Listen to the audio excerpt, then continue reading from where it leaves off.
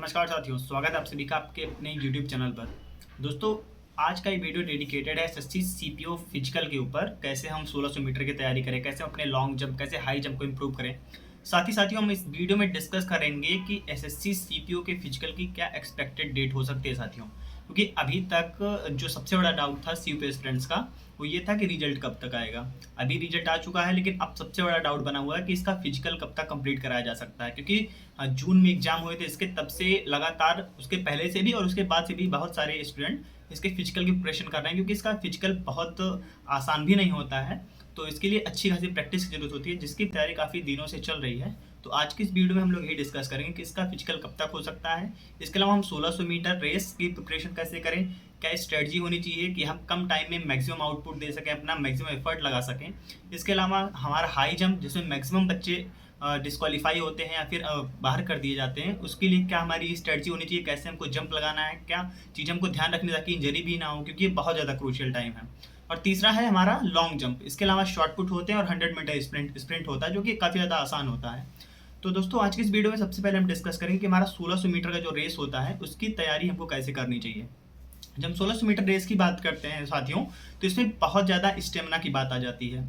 और मैं इस वीडियो में वही चीज़ें डिस्कस करूंगा जो मैंने खुद फॉलो किया है अपने 1600 मीटर रेस के लिए, अपने इसकी प्रिपरेशन के लिए। कैसे मैंने क्या चीज़ें की जो मेरी रनिंग जो है विद इन टाइम या फिर टाइम से काफ़ी ज़्यादा पहले आ चुकी है। अगर आप 6.5 मिनट में रनिंग कर रहे हैं तो वो विद इन टाइम होगा, लेकिन अगर आप 6 मिनट के पहले कर रहे हैं तो आप समझिए बहुत अच्छी रनिंग स्ट्रेटजी और काफ़ी अच्छा स्ट्रेटजी आपने फॉलो किया है अपनी रनिंग के लिए। तो दोस्तों, इस वीडियो में वही डिस्कस करूंगा जो मैंने फॉलो किया है। सबसे पहले मैं बात करूंगा अपने 1600 मीटर रनिंग को, फिर हाई जंप, फिर लॉन्ग जंप के इंप्रूवमेंट के ऊपर। फिर हम बात करेंगे कि फिजिकल की क्या एक्सपेक्टेड डेट हो सकती है। तो सबसे पहले 1600 मीटर रेस की जब बात करते हैं साथियों, सबसे पहले अगर आप मेल कैंडिडेट हैं तो आपको 1600 मीटर की रनिंग करनी होती है, जबकि अगर आप फीमेल कैंडिडेट हैं तो आपकी 800 मीटर की रनिंग होती है। जो मेल कैंडिडेट हैं उनके लिए टाइमिंग होती है 6.5 मिनट, जबकि फीमेल कैंडिडेट के लिए टाइमिंग होती है 4 मिनट। तो दोस्तों, जब हम 1600 मीटर रनिंग की बात करते हैं तो अगर आपकी रनिंग 1600 मीटर की है तो आपको मैक्सिमम लॉन्ग रनिंग पे फोकस करनी चाहिए। यानी कि अगर आप 1600 मीटर आपको रनिंग करनी है तो आपको 3 kilometre 3.5 kilometre running per day करना चाहिए।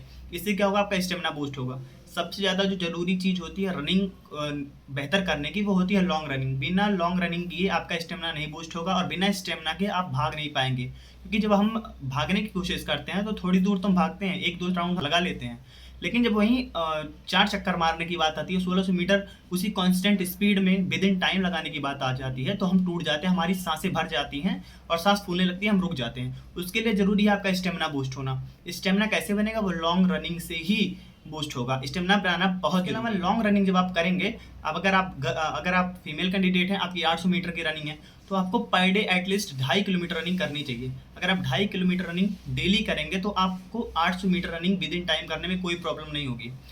अब लॉन्ग रनिंग करने का क्या तरीका है, अगर आप मान लीजिए 3.5 किलोमीटर पर डे रनिंग कर रहे हैं, तो आपके जो लास्ट के 1-2 राउंड है, 1-2 राउंड में आपको पूरी जान लगा के भागनी है। मतलब पूरा भागना है। पहले एक आपको, जब आप बिगिनर हैं तो आपको धीरे धीरे रनिंग करनी है। आपको देखना है कि एक राउंड मेरा कितने मिनट में आ रहा है। आपको 2 मिनट, 2.5 मिनट, 3 मिनट जितना भी बढ़ रहा है उससे मतलब नहीं है।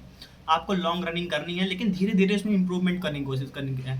मान लीजिए पहले दिन आपका एक राउंड 2 मिनट में आया, तो उसके 1 हफ्ते के बाद आपको देखना है कि वो आपका राउंड पहला वाला 1 मिनट 40 सेकंड या फिर 1 मिनट 45 सेकंड में आना चाहिए। उसमें इंप्रूवमेंट होना चाहिए। इसके अलावा जो आपको लॉन्ग रनिंग करनी है, तो आपके लास्ट के एक राउंड या फिर जो 2 राउंड हो लास्ट के, उसमें आपको पूरा दम लगा के भागना है। जितना दम आपकी लगा सकते हैं उतना दम लगा के भागना है, क्योंकि ये होता है स्प्रिंट लगाना। या फिर अगर आप लास्ट के 1-2 राउंड में आप दम लगा के नहीं भाग पा रहे हैं, तो आप रनिंग के बाद रुकिए, फिर आप 1 या 2 स्प्रिंट लगा सकते हैं। क्योंकि स्प्रिंट लगाने से भी बहुत ज़्यादा स्टेमिना बूस्ट होता है। क्योंकि आप रनिंग जब भी करते हैं तो रनिंग में स्टेमिना की ही बहुत ज़्यादा ज़रूरत होती है। जब विद इन टाइमिंग रनिंग करनी होती है, उसमें सांस अगर फूलने से बचना है तो आपको रनिंग स्टेमिना आपका होना चाहिए। इसके अलावा जब हम बात करते हैं आपके रनिंग को लेकर, तो आपकी डाइट, प्रॉपर डाइट प्लान भी होना चाहिए। क्योंकि अगर आप दम लगा के रनिंग कर रहे हैं, डेली आप 3.5 किलोमीटर 3 किलोमीटर रनिंग कर रहे हैं, तो आपका डाइट भी अच्छा खासा होना चाहिए। अगर आप डाइट नहीं फॉलो करेंगे तो आपको वीकनेस फील होगी, तो आप रनिंग नहीं कर पाएंगे। इसके अलावा आप कुछ मल्टीविटामिन की टैबलेट्स भी ले सकते हैं, जिससे आपको कमजोरी ना फील हो, हाथ पाँव में दर्द भी ना हो।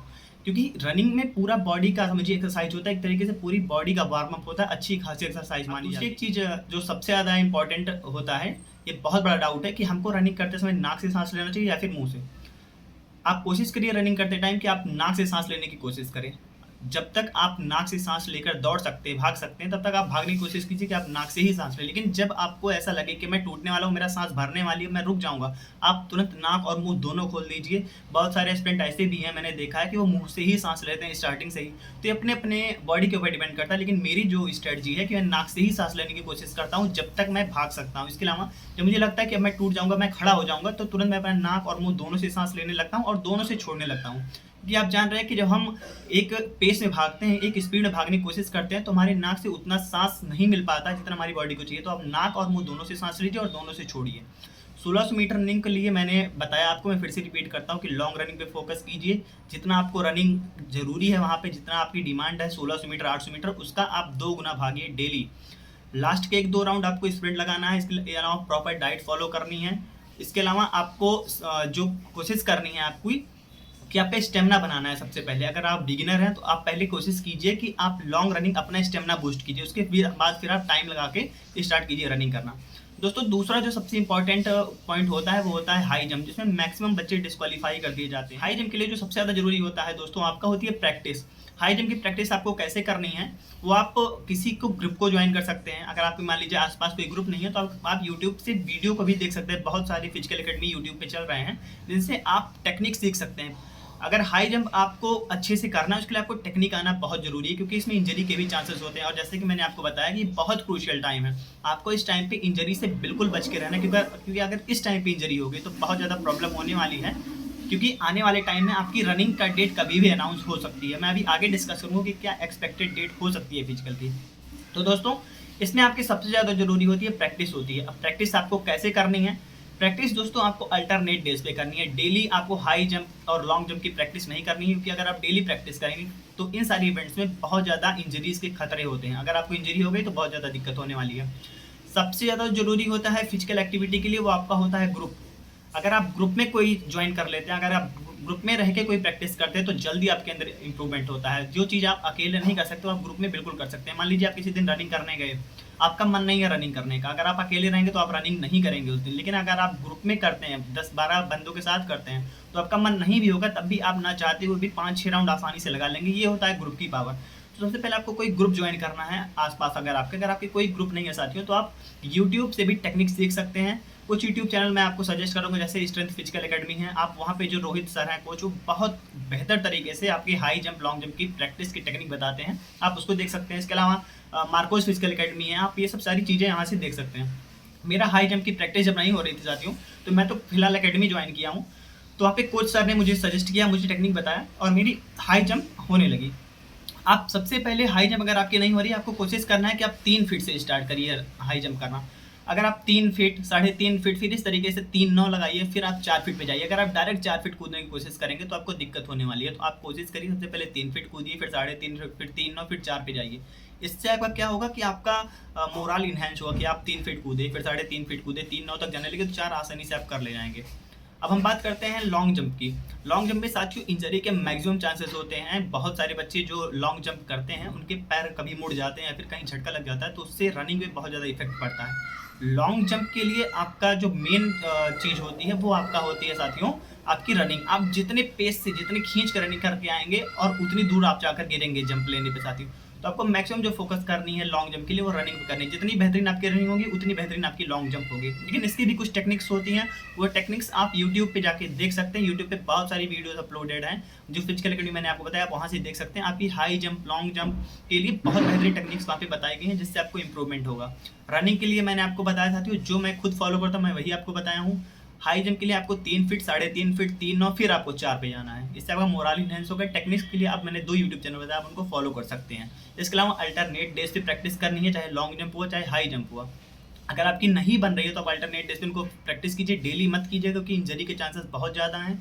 क्रूशियल टाइम है, इस टाइम पे आपको इंजरी नहीं होनी चाहिए, बिल्कुल भी इस चीज़ का आपको ध्यान रखना है। प्रॉपर डाइट फॉलो करना है, क्योंकि अगर वीकनेस फील होगी तब भी रनिंग आपकी नहीं हो पाएगी। और कोई भी फिजिकल एक्टिविटी जब आप करते हैं उसके लिए डाइट प्रॉपर फॉलो करना चाहिए साथियों।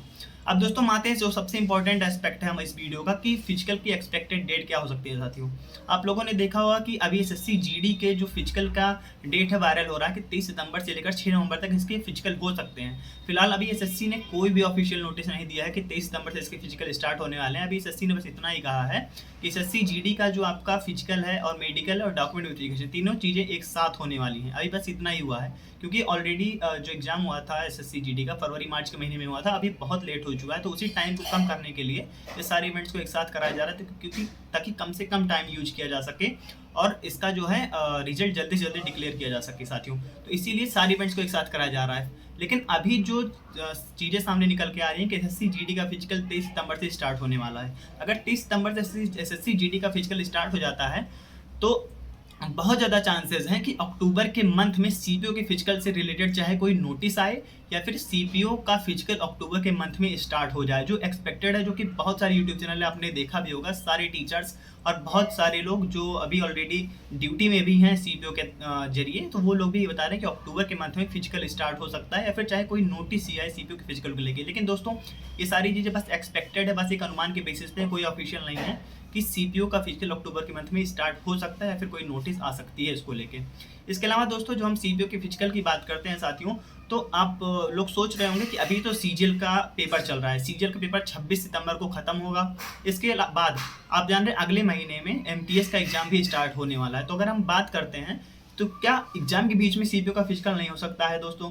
तो दोस्तों अगर आप एग्ज़ाम को देखेंगे तो अभी सीजीएल का चल रहा है, फिर आपका एमटीएस का एग्जाम अगले महीने में होगा, उसके बाद फिर सीएचएसएल मेंस का एग्जाम होगा, फिर सीजीएल मेंस होगा। तो अगर ऐसे देखा जाए तो लगातार हर महीने में कोई ना कोई एग्जाम है।